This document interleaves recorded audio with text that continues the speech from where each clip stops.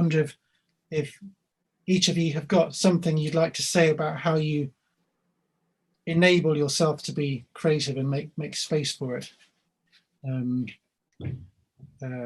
Derek's putting his hand up. Okay. I like things to be in chaos. So my workshop is in chaos. I sort of know where things are, but I have to keep moving things around. It's very dusty and dirty, but I find that more challenging than having everything, on a tools on a board with silhouettes around them and things. I can't do that. I just have to. Oh, I need this. I need that, and then I go through stuff and think, oh, I've forgotten I got that. Oh, here's a nice piece of wood. I forgot about that. So it just sort of stimulates me in a funny sort of way. But discipline is you need some amount of discipline, and then you need freedom. And sometimes when I've got to go to work because I've got something very specific to do in the workshop, I'll go and I've got a studio cabin at the back. I'll go and play my guitar for an hour. So it's like, I'm forcing myself to be on edge because I'm resenting this thing I've got to go and do. So it's a manufactured thing, and I'm aware that I'm doing it.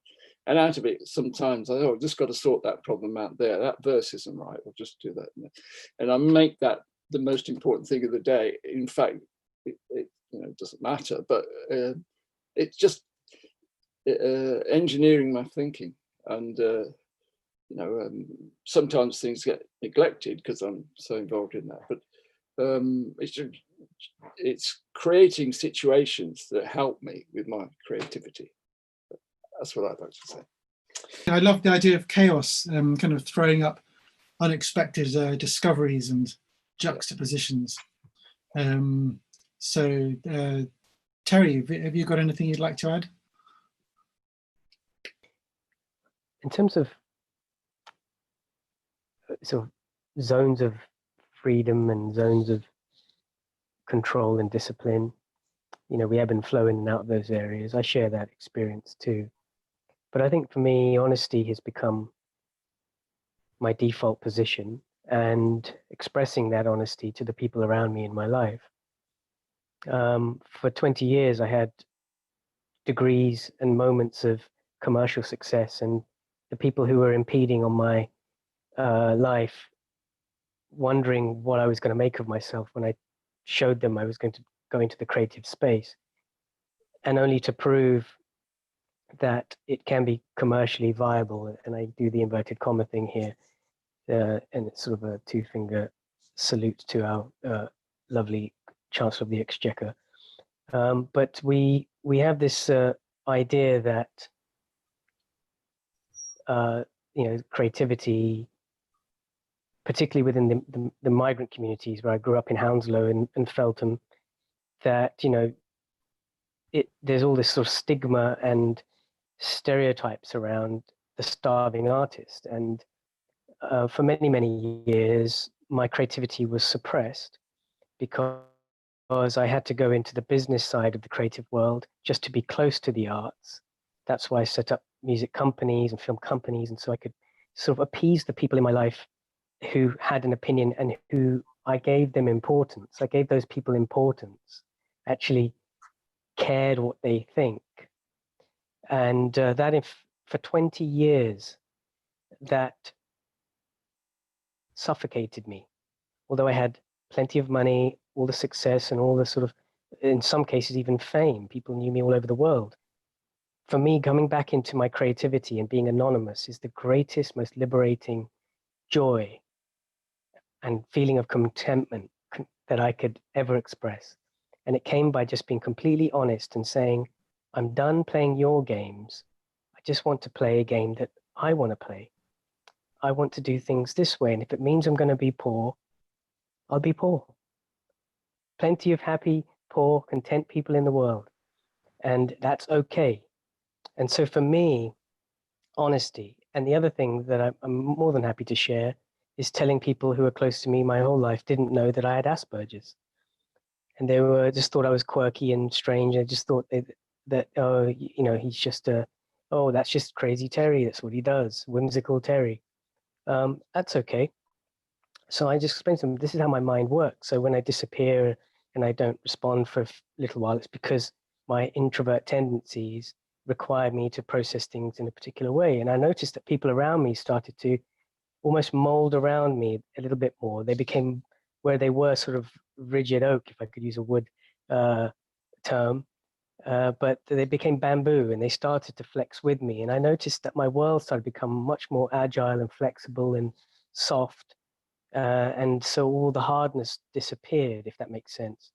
And so honesty and coming out of that fear of shame and courage was a huge thing for me. And it's just led to me feeling really fulfilled through the creative process. So those are the two things that I'd love to share. And I think if anyone's watching this, just continue to be your honest, true self, because you're perfect just who you are.